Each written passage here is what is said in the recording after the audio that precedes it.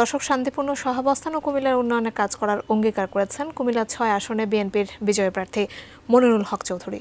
কুমিল্লা থেকে বিস্তারিত জানিয়েছেন হুমায়ুন কবির জীবন।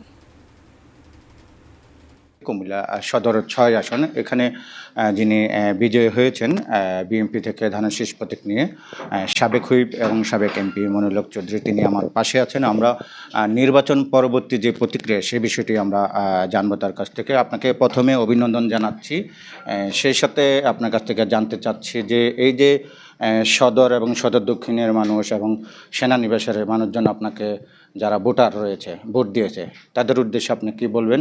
এই মুহূর্তে তাদেরকে ধন্যবাদ জানিয়ে এটা বলতে চাই, তারা যে আশা যে বিশ্বাস নিয়ে আমাকে ভোট দিয়েছে এটার অমর্যাদা হবে না।